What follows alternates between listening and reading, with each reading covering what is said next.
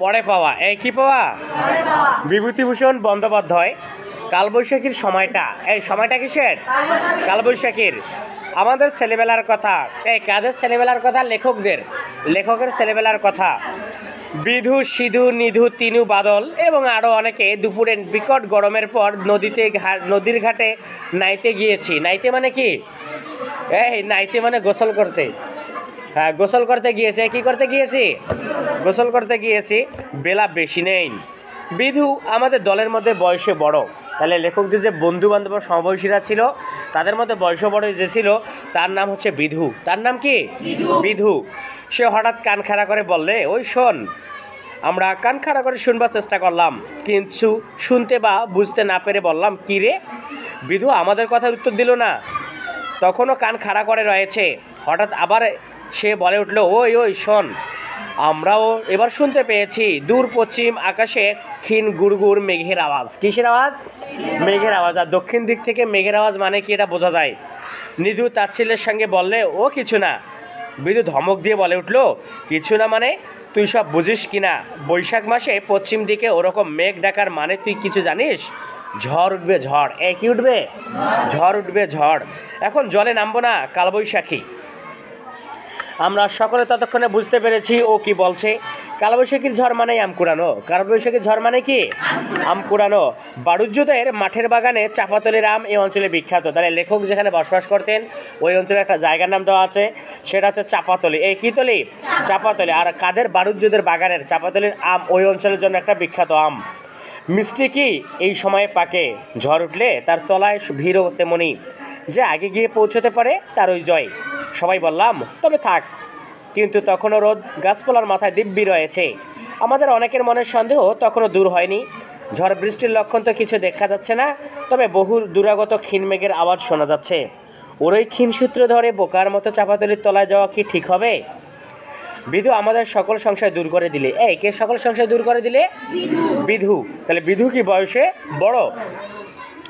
যেমন সে চিরকাল আমাদের সকল সংশয় দূর করে এসেছে, সে জানিয়ে দিলে যে সে নিজে এখনই চাপাতলির আমতলায় যাচ্ছে।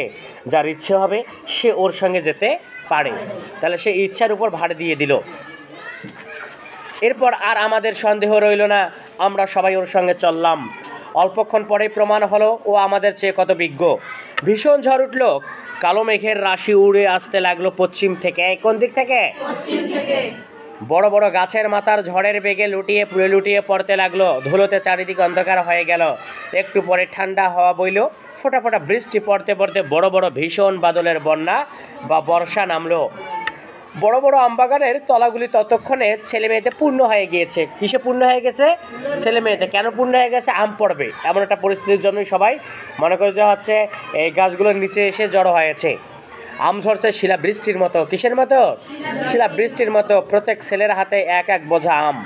আমরাও যথেষ্ট আম কুড়ালাম। আমের ভারে নুয়ে পড়লাম এক একজন।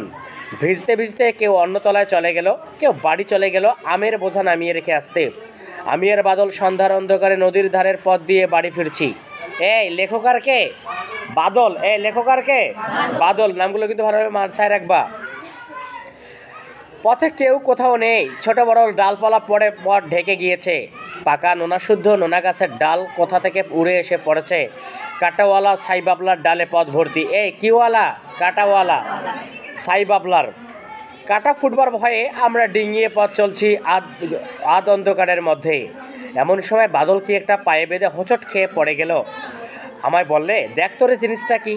আমি হাতে তুলে দেখলাম একটি টিনের বাক্স, চাবি বন্ধ। এই টিনের বাক্স এবং কি বন্ধ? চাবি বন্ধ। এ ধরনের টিনের বাক্সকে পাড়াগাঁ অঞ্চলে বলে ডাবল টিনের ক্যাশ বাক্স। ডবল টিনের কি বাক্স? ক্যাশ বাক্স। টাকা কড়ি রাখে পাড়াগাঁয়ে, এ আমরা জানি। বাদল হঠাৎ বড় উত্তেজিত হয়ে পড়ল। বললে, দেখি জিনিসটা।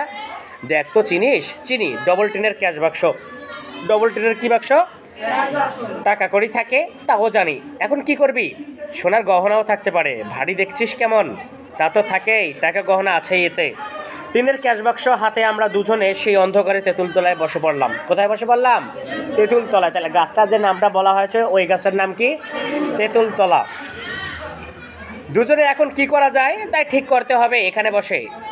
যে প্রিয় বস্তু এত কষ্ট করে জল ঝড় অগ্রাহ্য করে যা কুড়িয়ে এনেছি তাও একপাশে অনাদৃত অবস্থায় পড়েই রইল, থলেতে বা দড়ির বোনা গেজেতে। বাদল বললে, কেউ জানে না যে আমরা পেয়েছি। তা তো বটেই, কে জানবে আর। এখন কি করা যায় বল, বাক্স তো তালাবন্ধ, এখন ইট দিয়ে ভাঙি যদি বলিস তো। ও না, জানি কত কি আছে রে এর মধ্যে, তাই আর তুই আর আমি দুজনে নিব, আর কেউ না, খুব সন্দেশ খাবো। এই কী খাওয়ার কথা বলা হয়েছে? সন্দেশ খাওয়ার কথা বলা হয়েছে। ঝড়ের ঝাপটা আবার এলো। আমরা তেঁতুল গাছের গুঁড়িটার আড়ালে গিয়ে আশ্রয় নিলাম। তেঁতুল গাছ ভূত আছে সবাই জানে। কোথায় ভূত আছে সবাই জানে? তেঁতুল গাছে। তেঁতুল গাছে ভূত আছে সবাই জানে, কিন্তু ভূতের ভয় আমাদের মন থেকে চলে গিয়েছে। অন্যদিনে আমাদের দুজনের সাধ্য ছিল না এ সময় এ গাছতলায় বসে থাকি। বাদল বলল, শীতে কেঁপে মরছি, কি করা যাবে বল। বাড়ি কিন্তু নিয়ে যাওয়া যাবে না, তাহলে সবাইকে ভাগ দিতে হবে, সবাই জেনে যাবে। কি করবি? আমার মাথায় কিছু আছে না রে। ভাঙ্গি তালা, ইট নিয়ে আসি, তুই থাক এখানে। না, তালা ভাঙিস নে, ভাঙলেই তো গেল। ভাঙলেই কি গেল? অন্যায় কাজ হয় তালা ভাঙলে, ভেবে দেখ। কোনো গরিব লোকের হয়তো আজ তার কী কষ্ট হচ্ছে, রাতে ঘুম হচ্ছে না, তাকে ফিরিয়ে দেবো বাক্সটা। দেখো, একটু আগে যাদের মনের লোভ লালসা ছিল যে সন্দেশ খাবো, তাদের এখন মন মানসিকতা হয়ে যাচ্ছে মনুষ্যত্বের মতো, যে তালা ভাঙলে তো অন্যায় কাজ হয়ে যায় রে। না জানি এখানে কার কী রয়েছে, কোনো গরিব লোকের হতে পারে। প্রকাশিত হয়েছে মনুষ্যত্বের দিক। বাদল ভেবে বললে, ফেরত দিবি? কে ভেবে বলল? বাদল। আর লেখক এখানে বলেছিল যে ফেরত দিব। ফেরত দিবি? দেবো ভাবছি, কি করে জানবি কার বাক্স? চল, সে মতলব বার করতে হবে। অধর্ম করা হবে না। এই কি ধর্ম করা হবে না? অধর্ম করা হবে না। অধর্ম তো চোরের লক্ষণ রে ভাই। এক মুহূর্তে দুজনের মনই বদলে গেল। দুজনে হঠাৎ ধার্মিক হয়ে উঠলাম। কি হয়ে উঠলাম? ধার্মিক হয়ে উঠলাম। বাক্স ফেরত দেওয়ার কথা মনে আসতেই আমাদের অদ্ভুত পরিবর্তন হলো। বাক্স নিয়ে জল ঝড়ে ভিজে সন্ধ্যার পর অন্ধকারে বাড়ি চলে এলাম। বাদলদের বাড়ির বিচুলি গাদায় লুকিয়ে রাখা হলো বাক্সটা। এই কাদের? বিচুলি গাদা মানে কি বুঝো? পল বুঝো না? পল, এই খড় তো বুঝো? এই পল খড়ে যে হচ্ছে আমরা যেগুলো হচ্ছে তৈরি করে রাখি না, পল গাদা করে রাখি, একসঙ্গে মেরে রাখি। পুজ তো বুঝো? পুজ, এই বিষয়টা। এরপরে বলা হচ্ছে, তারপর আমাদের দলের এক গুপ্ত মিটিং বসলো বাদলদের ভাঙা নাটমন্দিরের কোণে। এই কোন মন্দিরের কোণে? নাটমন্দিরের কোণে। বর্ষার দিন, আকাশ মেঘে মেঘাচ্ছন্ন, ঠান্ডা হাওয়া বইছে। জ্যৈষ্ঠ মাসের প্রথম। কোন মাসের প্রথম? জ্যৈষ্ঠ মাসের প্রথম। সেই কালবৈশাখীর ঝড় বৃষ্টির পরে বাদলা নেমে গিয়েছে। একটা চাপা গাছের ফোটা চাপা ফুল থেকে বর্ষার হাওয়ার সঙ্গে মিষ্টি গন্ধ ভেসে আছে। কেমন গন্ধ ভেসে আছে? মিষ্টি গন্ধ ভেসে আছে। ব্যাং ডাকছে নরহরি বৈষ্ণবের ডোবায়। কোন ডোবায়? নরহরি বৈষ্ণবের ডোবায়। আমাদের দলের সর্দার বিধুর নির্দেশ মতো এই মিটিং বসেছিল। আমাদের দলের সর্দার কে ছিল? হ্যাঁ, বাক্স ফেরত দিতেই হবে, আমাদের প্রথম ও শেষ প্রস্তাব। মিটিংয়ে সে প্রস্তাব পাশ করার আগেই মনে মনে আমরা সবাই সেটি মেনেই নিয়েছিলাম। বিধুকে বলা হলো বাক্স ফেরত দেওয়ার সম্বন্ধে আমরা সকলেই একমত। অতএব এখন উপায় ঠাউরাতে হবে। ঠাউরাতে মানে কি? উপায় বের করতে হবে। উপায় কি করতে হবে? বের করতে হবে। বাক্সের মালিককে খুঁজে বের করার। কারো মাথায় কিছু আসে না। এ নিয়ে অনেক কল্পনা জল্পনা হলো। যে কেউ এসে বলতে পারে বাক্স আমার। এটা তো বলা স্বাভাবিক ব্যাপার। তুমি এখানে রাস্তা দিয়ে যাচ্ছ, টাকা পড়ে পাইছো, তোমার বন্ধু যে ওটা টাকা আমার ছিল রে, ওটা টাকা আমার ছিল রে, এই বিষয়গুলো। যে বোকা কেউ হওয়া টাকা তো তোরে মনে হয় নেই। আর যে চালাক সে বলবে প্রমাণ দিয়ে টাকাটা যে তোর। এখন যে টাকা পাওয়ার পর হয় যে অতিরিক্ত চালাক হয়, কইবে টাকার নাম্বারগুলো কাউ কি টাকা আমার, টাকা তোর নাম্বারের ভাই স্মরণ নেই, এই বিষয়টা। এরপরে বলা হচ্ছে, কি করে আমরা প্রকৃত মালিককে খুঁজে বার করব? মস্ত বড় কথা, কোনো মীমাংসাই হয় না। অবশেষে বিধু ভেবে ভেবে বললে, মতলব বার করেছি। কি বার করেছি? মতলব বার করেছি। ঘুড়ির মাপে কাগজ কেটে নিয়ে আয় দেখি। কিসের মাপে? ঘুড়ির মাপে, অর্থাৎ গুড্ডির মাপে। বলেছি বিধুর হুকুম অমান্য করার সাধ্য আমাদের নেই। কার হুকুম? বিধুর। 2-3খানা কাগজ ওই মাপে কেটে ওর সামনে হাজির করা হলো। বিধু বললে, দেখ বাদল, না বিধু বললে, লেখ। বাদল লিখুক, ওর হাতের লেখা ভালো। কার হাতের লেখা ভালো? বাদলের। বাদল বলল, কি লিখবো বলো? লেখ বড় করে, বড় হাতের লেখার মতো, বুঝলি? আমি বলে দিচ্ছি, বলো। আমরা একটা বাক্স কুড়িয়ে পেয়েছি, যার বাক্স তিনি রায়বাড়িতে খোঁজ করুন। কোন বাড়িতে খোঁজ করুন? হ্যাঁ, ও সরে বলবো, আচ্ছা ঠিক আছে। খোঁজ করুন। ইতি বিধু সিধু নিধু তিনু। দেখো বলা হয়েছিল যে ওই কাগজটাতে ঘুড়ির মাপে যে কাগজটা ছিল ওটাতে বলা হয়েছিল যে আমরা একটা বাক্স কুড়িয়ে পেয়েছি, যার বাক্স তিনি রায়বাড়িতে খোঁজ করুন, ইতি বিধু সিধু নিধু তিনু। আমি আর বাদল আপত্তি করে বললাম, বারে আমরা কুড়িয়ে পেলাম আর আমাদের নাম থাকবে না বুঝি? হ্যাঁ, আমরা কুড়িয়ে পেলাম আর আমাদের নাম থাকবে না বুঝি? ছোটোদের তো কম মূল্যায়ন করা হয়, যে কোনো জায়গায় দেখবো ছোটোদের মূল্যায়ন খুব কম করা হয়, সেটা মতামতে হোক আর যে কাজেই হোক। আমাদের ভালো নাম লেখো। বিধু বলে, লিখে দাও, ভালোই তো, ভালো নাম সবারই লেখো।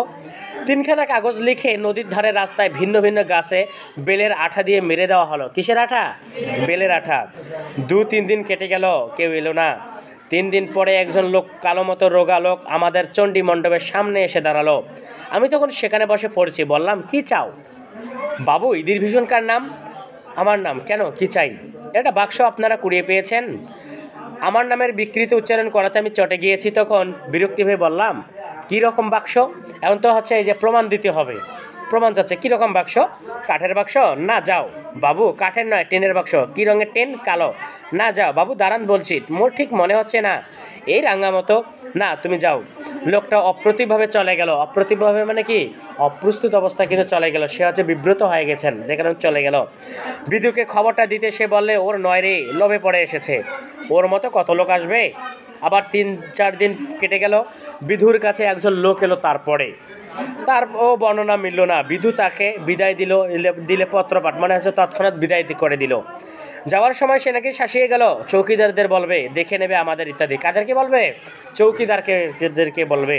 বিধু তাচ্ছিল্যের সুরে বললে, যাও যাও, পারো, যা পারো করো গিয়ে, বাক্স আমরা কুড়িয়ে পাইনি, যাও। আর কোনো লোক আসে না। বর্ষা পড়ে গেল ভীষণ। তাহলে দেখো, কয়েক মাস কেটে গেল হয়তোবা, তারপরে বর্ষা আবার আসলো। সেবার আমাদের নদীতে এলো ভীষণ বন্যা। বড় বড় গাছ ভেসে যেতে দেখা গেল নদীর স্রোতে। 2-1টা গরুও আমরা দেখতে আনলাম ভেসে যেতে। 2-1টা গরুও দেখা গেল কি ভেসে যাচ্ছে। অম্বরপুর চরের কাপালিরা নিরুৎসাহ হয়ে গেল। এই কোনপুর? অম্বরপুর চরে যারা কাপালিরা ছিল, এরা একটা জাত, এরা একটা ব্যক্তি মানুষ, বুঝতে পারছো? তারা নিরুৎসাহ হয়ে গেল। নদীর চরে ওদের ছোট ছোট ঘর বাড়ি, সেবারও দেখে এসেছি কি চমৎকার পটলের আবাদ, কুমড়োর ক্ষেত, লাউ কুমড়োর মাচা ওদের চরে। 2 পয়সা আয়ও পেতে তরকারি বেচে। কোথায় রইল তাদের পটল কুমড়োর আবাদ? কোথায় গেল তাদের বাড়িঘর?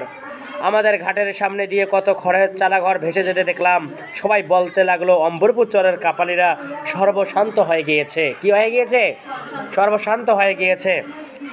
একদিন বিকেলে আমাদের চণ্ডী মণ্ডপে একটা লোক এলো। বাবা বসে হাত বাক্স সামনে নিয়ে জমা জমির হিসেব দেখছেন। গ্রামের ভাদুই কুমোর কুয়ো কাটানোর মজুরি চাইতে এসেছে। এই কে মজুরি চাইতে এসেছে? ভাদুই কুমোর। আর ও 2-1জন প্রজা এসেছে খাজনাপত্র দিতে। আমরা 2 ভাই বাবার কড়া শাসনে বইয়ের পাতা উল্টাচ্ছি। এমন সময় একটা লোক এসে বললে, দণ্ডবট হই ঠাকুর মশাই। দণ্ডবট মানে প্রণাম জানাচ্ছি।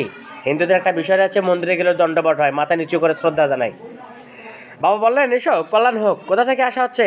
আগে অম্বরপুর থেকে, আমরা কাপালি। কোথা থেকে? অম্বরপুর থেকে আমরা কাপালি। বসো, কি মনে করে? তামাক খাও সাজো। তামাক খাওয়া তো বুঝো, হুকা। লোকটা তামাক সেজে খেতে লাগলো। সে এসেছে এই গায়ে চাকরির খোঁজে। কিসের খোঁজে? বন্যায় নিরুৎসাহ হয়ে নির্বিষ্কলার গোয়ালাদের চালাঘরে সপরিবার আশ্রয় নিয়েছে। এই বর্ষায় না আছে কাপড়, না আছে ভাত। দুয়ারি ধান ধার দিয়েছিল। গোয়ালারা দয়া করে সে এবার ফুরিয়ে এলো। চাকরি না করলে স্ত্রীপুত্র না খেয়ে মরবে। স্ত্রীপুত্র কি খেয়ে মরবে? না খেয়ে মরবে। বাবা বললেন, আজ এখানে 2টি ডাল ভাত খেও। লোককে দীর্ঘ নিঃশ্বাস ফেলে বললে, তা খাবো, খাচ্ছি তো আপনাদের। দুরবস্থা যখন শুরু হয় ঠাকুরমশাই, এই গত জ্যৈষ্ঠী মাসে। জ্যৈষ্ঠী মাস মানে এখানে কোন মাসের কথা বলেছে? নির্বিষ্কলার হাত থেকে পটল বেচে ফিরছি। ছোট মেয়েটার বিয়ে দেবো বলে গহনা গড়িয়ে আনছিলাম। প্রায় 250 টাকার গহনা আর পটল বেচা, নগদ টাকা 50টি। একটা টিনের বাক্সের ভেতর ছিল। সেটা যে হাটের থেকে ফিরবার পথে গরুর গাড়ি থেকে কোথায় পড়ে গেল, তার আর খোঁজই হলো না। সেই হলো শুরু। তারপর হলো এই বন্যা, অর্থাৎ এই বন্যা। বাবা বললেন, বলো কি, অতগুলো টাকা গহনা হারালে? অদৃষ্ট, একেই বলে বাবু অদৃষ্ট। মানে কি জানো? কপাল, একেই বলে কপাল। অতগুলো টাকা গহনা হারালে, আর সেগুলো যদি হাতে থাকতো। আমি কান খাড়া করে শুনছিলাম। বলে উঠলাম, কী রঙের বাক্স? সবুজ টিনের। তাহলে দেখো, যখন লেখক এখানে বলছেন যে কী রঙের বাক্স, তখন ওই অম্বরপুরের কাপালি নিরুৎসাহী ব্যক্তিটা উত্তর দিয়েছিলেন যে সবুজ টিনের। কোন টিনের? সবুজ টিনের। বাবা আমাদের বাক্সের ব্যাপার কিছু জানেন না, আমায় ধমক দিলেন, তুমি পড়ো না, তোমার সে খোঁজে কি দরকার।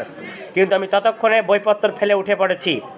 একেবারে এক ছুটে বিধুর বাড়ি গিয়ে হাজির। বিধু আমার কথা শুনে বললে, দাঁড়া, সিধু আর তিনুকে নিয়ে আসি, ওরা সাক্ষী থাকবে কিনা।